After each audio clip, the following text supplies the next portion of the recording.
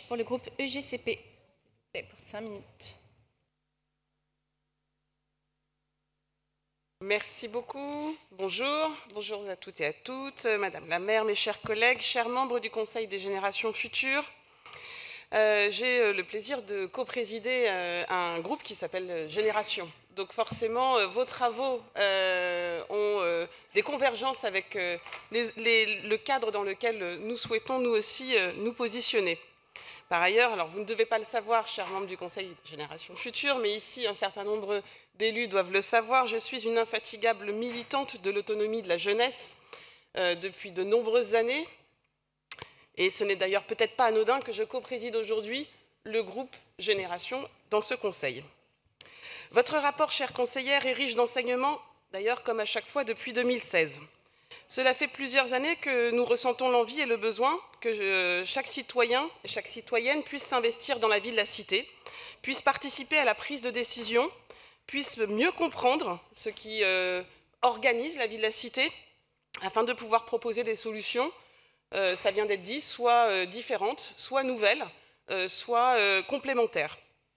Donc nous nous félicitons que la ville de Paris s'investisse, sans d'ailleurs avoir attendu le grand débat national, dans la consultation notamment des jeunes, qui représentent, je le rappelle, vous l'avez dit, un peu plus de 25% de la population parisienne. Nous pouvons être fiers que notre ville soit à l'écoute et qu'elle mette en œuvre des propositions qui ressortent des cadres de discussion tels que celui que vous animez. Le deuxième élément de satisfaction personnelle et collective est le fait que vous ayez considéré que l'âge de la jeunesse va jusqu'à 30 ans. Non pas par convenance personnelle, j'ai largement dépassé cet âge-là, mais parce que de fait, cela inclut des jeunes travailleurs et des jeunes travailleuses qui sont souvent les oubliés des politiques publiques. D'ailleurs, c'était une de nos propositions dans le cadre de nos travaux sur la gratuité des transports, de pouvoir permettre de prendre en compte les temps qui en fait s'allongent un peu d'insertion dans la vie active. Et nous avions proposé que nous puissions imaginer prendre en charge une partie des transports pour les jeunes jusqu'à 30 ans. Je ne peux que partager votre postulat de départ. La jeunesse a besoin de plus de justice sociale et de plus d'égalité. Vie chère, logement, alimentation, dépenses de la vie quotidienne, loisirs, partage de l'espace public. Vous exprimez de très nombreuses inquiétudes face aux difficultés sociales rencontrées pour rentrer dans la vie, qu'elles soient étudiantes ou professionnelles. Ces inquiétudes ne sont pas sans rappeler l'actualité. Et les échanges que nous avons pu avoir ces derniers jours sur la question de la sécurité, sur la question des frais d'inscription des étudiants étrangers, sur la question de la réquisition des logements vacants ou encore ceux qui nous attendent aujourd'hui encore sur les questions d'Europa City par exemple, nous le rappellent. Vos propositions nous permettent de nous réinventer, de nous construire ensemble. Vos propositions sont précises et concrètes et elles nous aident à aller plus loin et plus vite dans la mise en œuvre de nos politiques publiques, dans le développement de nos services publics.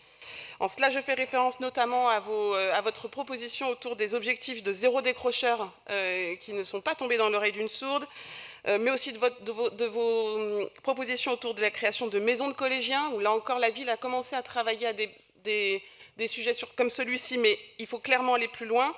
Et en tant qu'administratrice de l'école de la deuxième chance, je ne vous cache pas qu'effectivement, il y a beaucoup à faire sur la question des décrocheurs.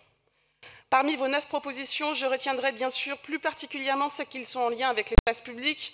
Je ne sais pas si vous avez pu suivre les 2 derniers jours de nos travaux ici en Conseil de Paris, mais nous en avons très largement parlé et aujourd'hui, on sent bien que c'est au cœur de nos débats. Je note que vous relayez le besoin de vous approprier vos lieux en dehors des horaires classiques. Et évidemment, c'est un sujet qui traverse notre mandat, que ce soit dans les collèges, dans les bibliothèques, dans les stades, dans les gymnases ou même dans les musées. Les temps de la vie ne sont plus les mêmes et il est temps pour la ville de le prendre en main. La proposition, qui concerne d'ailleurs les bailleurs sociaux, est très pertinente aussi bien pour les jeunes que pour les moins jeunes.